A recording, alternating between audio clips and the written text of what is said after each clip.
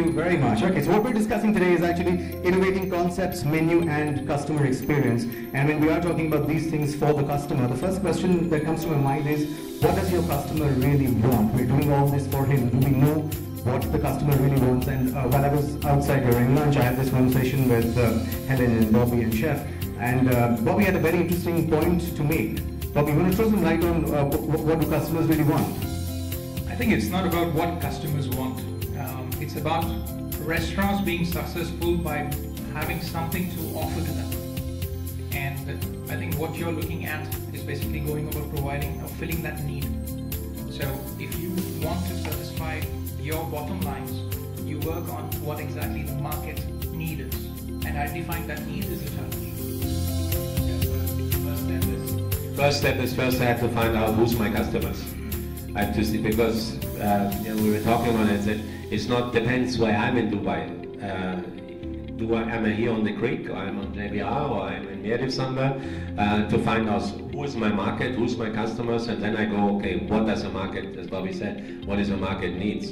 Thing to say, yes, all the customer wants this way. No, definitely not. I think there's a lot of different markets, or I have to build a restaurant which satisfies all the markets, which is very, very, very difficult. I think you always have to choose the 2 or 3 top markets, what you think are the most important for you in the area where you are. You were talking this morning, Mr. Vinny, about location. And yes, location, I think, is one of the most important things. Before you start your restaurant, before you establish your concept, you need to know where it's going to be. But Chef, having said that, my question here was that once you figure out who your customer is there any sort of training that you give to people where you learn to identify what they want? Is there a way of doing that? I'll just answer that a bit at the moment, yeah, because we get quite a few of operators come through that are independent or they're about to go into the business themselves. And what we find is, although they have a concept very close to their heart, they may have the location, but it may not fit the market. And what tends to happen in the business, it doesn't matter about how much innovation or you have on the menus, actually if it's not meeting the market needs, it's not going to drive your customers through your door. So there's a lot of, there's a wide gap in the training to do with how you do market research, how important it is. And a big one we talked about this morning is also about the financial side as well, and how we drive traffic into the restaurant, but keep them into the restaurant as well.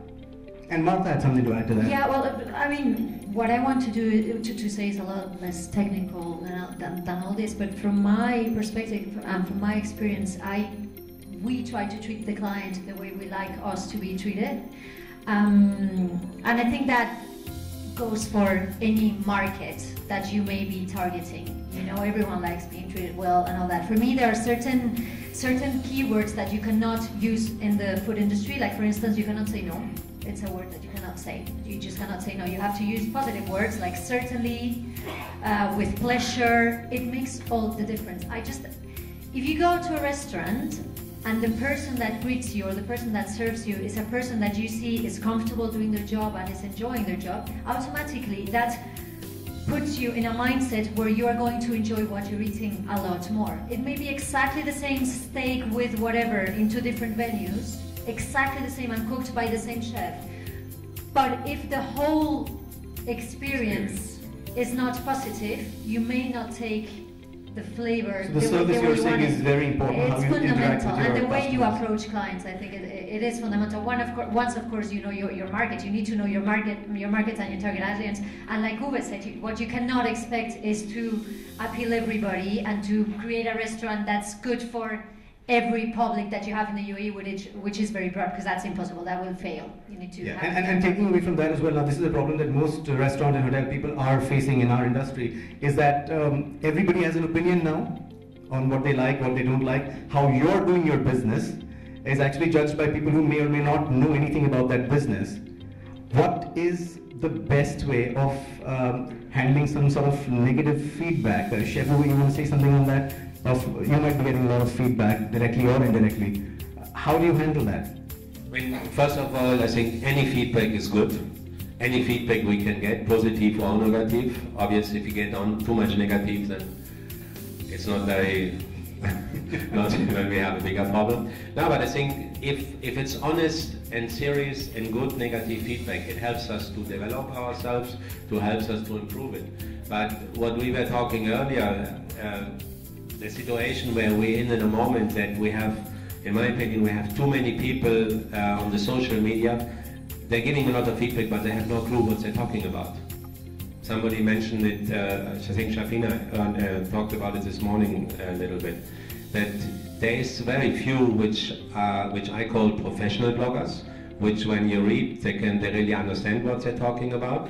But then you have a lot of people, they're writing about their personal feelings and opinion, and which hurts some of the restaurants, obviously, but they do not know what they have no clue what they're doing. But Chef, tell me one thing, this has become a reality now, right? Whether or not you like it, these guys have the platform, they're using it, it's out there for everybody to see. That's why it's very important that we as restaurateurs, we need to answer it in a proper way. So you need to have, if you have a bigger restaurant or more than one, you need almost a person full-time just to deal with that, because this will make or break you if you deal with it in the right way.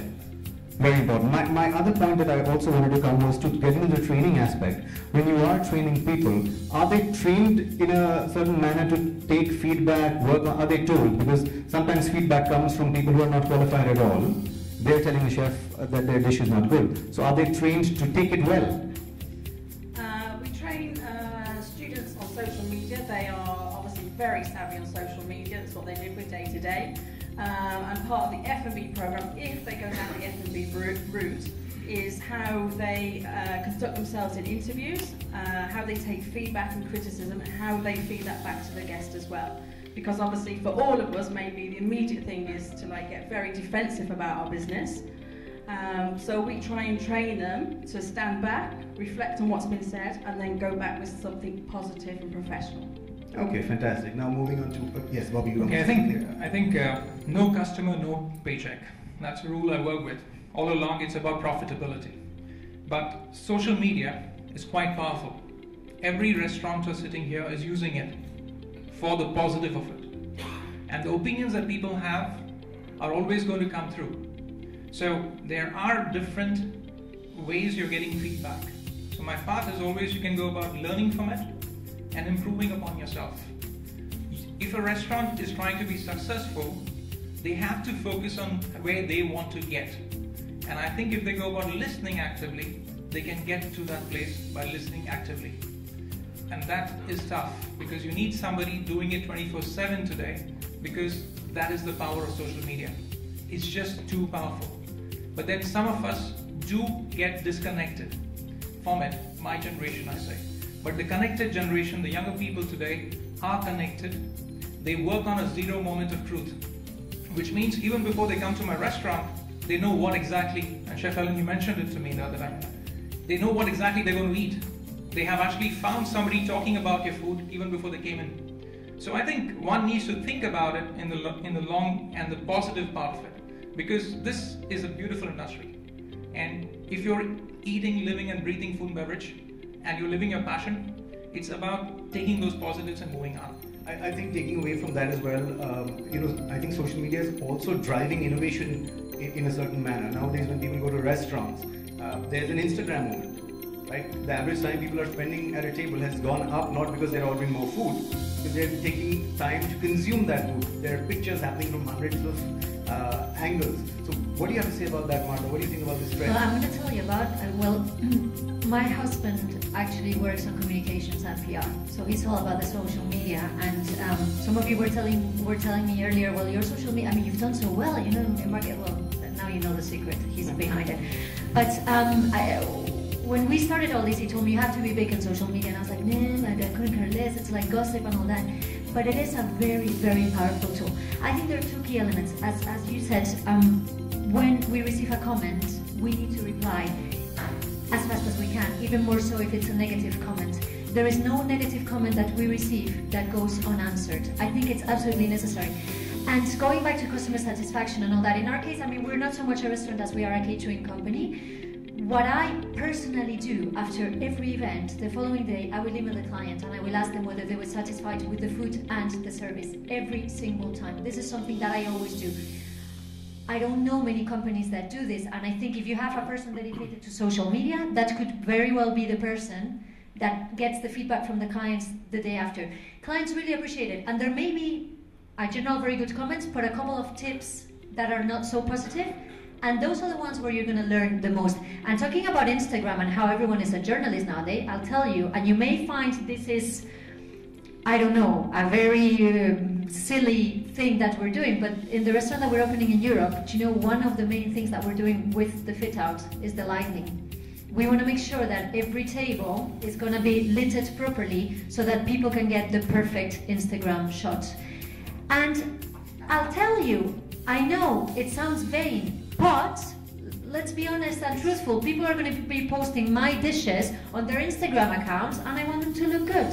So, yeah. That's right, Martha. People are actually taking this one step further. People are innovating complete concepts of restaurants based on how it's going to do on social media. Like there's a restaurant in Bangkok. It's unfair. It's sometimes unfair. I'm not saying it's not, but if you're good, why shouldn't you also profit from that as an advantage? Sure, but is that also in a way innovation, right? People are coming up with restaurants that will, this will be their marketing strategy. People will come in only for this. Like there's something called Hitler fried chicken in Bangkok. It does really well. There's another restaurant in Moscow that has every employee in the restaurant as a twin. So if you're a twin, only can you work. So chefs are twins, service staff twins, just the owners are not twins. Yeah. So what do you think about these new concepts? Well, no, I wouldn't fall for that, probably. I think that's taking it a bit too far. I really think you have to be true to who you are, and no, I mean, you can't become a slave of customers. You have to be true to who you are. Like, I'll give you an example. When we opened the workshop, we had no clients at all. First of all, because the space I rented, when I rented it, it was just for catering, so I didn't really care about visibility, so we're not facing the front of the building and all that. So I opened and no one would come for lunch, and I remember my supervisor told me, well, why don't we just, people would come in and they would see what we have, and the concept, which is, we change our menu every day, it's quite unique in that sense. And they would say, well, I want a sandwich and a salad. No, I'm sorry, we don't have sandwiches and salads. And they would just walk out right away. And after like a month, my team were really discouraged, and they told me, why don't we just do sandwiches and salads? And I spoke about it with my husband, and we were both like having dinner at home. And then I told him, you know what, I don't want to do that because that's not who I am. I want to be truthful to what I do, and customers will come. And in fact, we opened, and in less than a year, we got our first award with a very, very tiny restaurant. So I think you need to be true to yourself, but why not use these new journalists or social media in your favor? Like, for example, well, hey, if they want to come and take the shot, let them have the good lighting. Why not? No, makes sense. Bobby, you have come up with 31 concepts in 47 months. Wow. You want to tell us how you innovate on concepts for people? People come to you for that. I think we feed off ideas that people have. But when you go about looking at any concept, what is selling today is that there is a lot of dynamism and relativity to what we are doing today. A Tesco hypermarket in London today has gone about taking a concept called giraffe in retail. What you're talking of is you actually go with your kids, leave your kids in a play area, go do your marketing, come have a meal and get out of there. Now, that is what food is going to be evolving to. The basic food is going to remain the same, but what we are going to be looking at is moderating on what experience parents want tomorrow, what experience the connected generation wants tomorrow. Walt Disney, I was talking about it, saying how they have golden concepts of Frozen. It's about basically feeding on ideas and thoughts. So if we are talking about food to anybody, we are looking at what is the market going to do. Whether I can use a Brazilian churrasco grill to do shawarmas, but have 7 varieties of shawarmas cooking at one time. I'm doing that. I'm doing that in Bahrain. But the point I'm coming to is that food is evolving. People want choices. It can come in proteins, it can come in bread, it can come in different ways. But the thing is, you're having a concept like Kenny Rogers being transformed in the Middle East with local flavors to be a chicken, but in a shawarma format. So for me, it's about understanding what customer wants and focusing on that part. Right, that's where it stays, and that's the kind of innovation that's going to be fruitful. Chef Uwe, what do you think about these new things? I saw that when I was talking about Instagram restaurants and moments, you said it was a gimmick. What do you think about bringing these new ideas, new concepts to you see, I still call it gimmicks, like what you said with the twins and things. This is something maybe to have a one-time marketing exercise, and where you get the people one time to the restaurant, but if you don't get real food, you won't go back. And what we don't want the guests one time to come to us. We want them to come back and again. And what Bobby just said was frozen and stuff, yes, is great, but it's a concept for a specific area, for a specific region. So we come back to what we all started off with, location, who is our market, and then we need to see what does this market want. The thing, in my opinion, the only thing what we have in common everywhere in every market, that people want real food again. The whole time of molecular and nouvelle de cuisine and cuisine naturelle and what we went through in the last few years, we come back to real portions and real food again. We don't want to have 25 different flavors on a plate. We want to have 2 or 3 flavors, but make sure chicken tastes chicken. So we're saying we're going to start innovating basics now and get back, we're coming back to real food. We're coming back to where we were with a lot of things in life. But I always say, what is good will come back. Will come back. It's fashion. It's whatever. With food, I think it has taken quite a while now, but we are coming back to the basics. The real food. We're coming back to real food, and sure. And I'm very happy with it, because I've never left the real food path, because I always said I do not go with molecular, I do not go with nouvelle de cuisine, because I never believed in it. I had difficult timings, because there was a market in between who wanted it, and a big market, but people are moving again and moving back to basic food. So it's a very interesting problem. I'd like to take this to you, Helen. When are you guys really training people now with innovation? What is your take on it?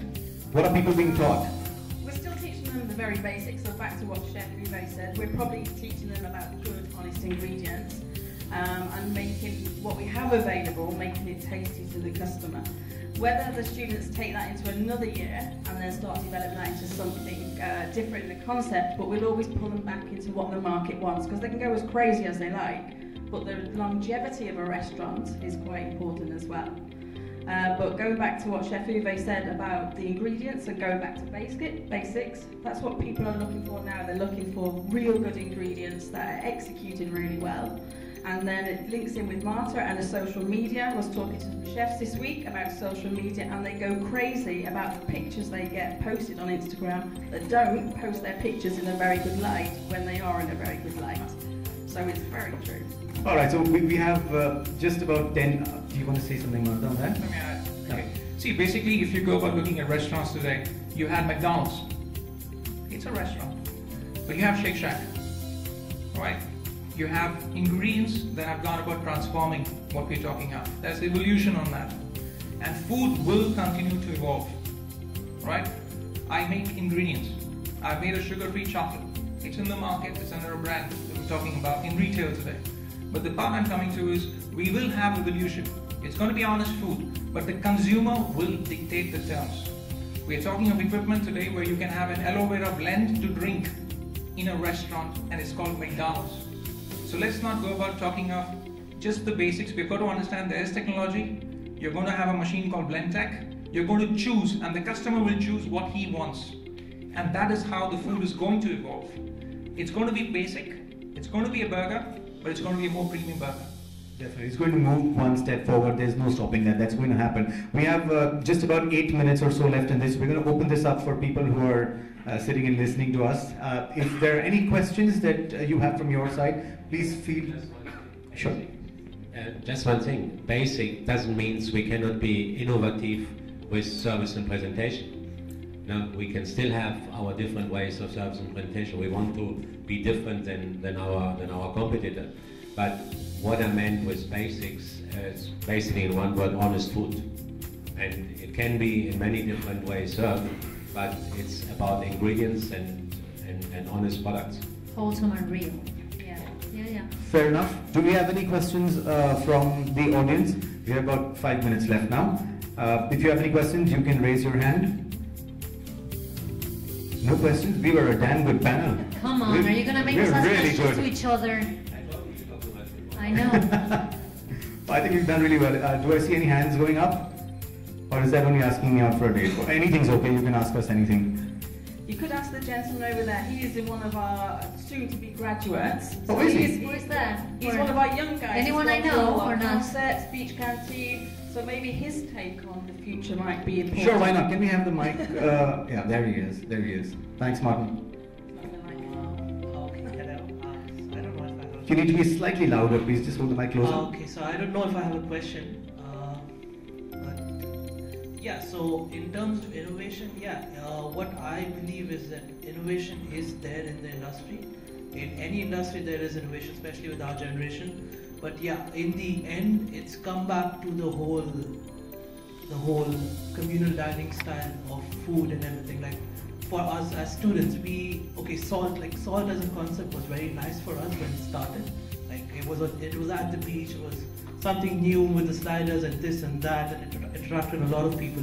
But then coming back to salt again, none of us actually went back to salt. Like it's right next to our academy. But yeah, it's a thing that you will rarely go there.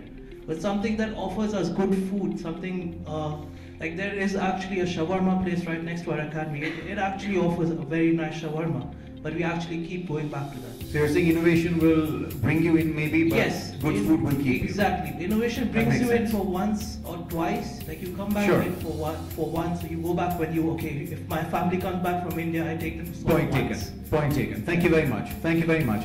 Is there anybody else who has a question or a point to make on this panel discussion? I am feeling so proud of myself suddenly. Any questions coming in? No. Okay, so what we do is we just wrap up this panel discussion, and what we do to close this is probably take another 30-40 seconds each and tell us what we take away from this discussion today. What are we going to walk out with? Okay, I think when you go about looking at all the P's in the business, I try to tick them off. It starts with product. So we said wholesome, nutritious, whole food, organic. You can start adding sides. Then you go into process. Then you go into people, because we're talking about training the people to work the equations through. You go into packaging today, but now you're talking of media and stuff. And then you go with talking of profits. I think if you go with looking at businesses in the Middle East, profits is not looked at as a starting point. And I think if you go with looking at successful food and beverage concepts, that's a starting point. And that's what we do. Thank you, Chef Bobby. Thank you very much, Martha. Well, all I want to say is do what you like doing, because don't get into this business thinking you're going to become a millionaire. As you say, it's not all about the profit, it has to be about the passion. That's why I'm in this business. You have to like what you're doing and you have to really enjoy it. And then be truthful to yourself. Be truthful to yourself, and I honestly think customers follow. Okay, unless you do something really crazy, like we were just talking about. If what you're doing is within reason, it's what you believe, and you do it well, customers will come. Chef Uwe, what do you have to say about this? Your takeaway from today's discussion? I think we found out that the whole day we talked about marketing. I think marketing, yes, it's very, very important to be innovative, to have good ideas, to have crazy ideas. It's very important to drive the people the first time into the restaurant. But then it's up to the team who is on the floor, the chefs and the service team who is there to bring the guest back. So it's not just about marketing. If you do not produce what you promise, if you do not deliver, the best marketing can't help you anymore. That's true. Helen? Most of it's been said, but I think it's true. You've got to have lots and lots of passion to be in the restaurant industry. It takes an awful lot of your time. And for me, I can't emphasize enough that planning on all your business aspects is key to survival for the future. Alright, that sounds very, very interesting. I'm going to also tell you what I'm going to take away from this. I'm a big fan of innovation. I think we need to keep doing newer things to keep people engaged, keep people coming back, and also giving them newer stuff in whatever format it may be. And wise man once said that our ancestors have innovated. Our ancestors have invented. We can at least innovate. So I think we're going to close this discussion with this line. Thank you very much for joining us and being so patient. Thank you very much. Thank you, panelists. We had a great time. Thank you.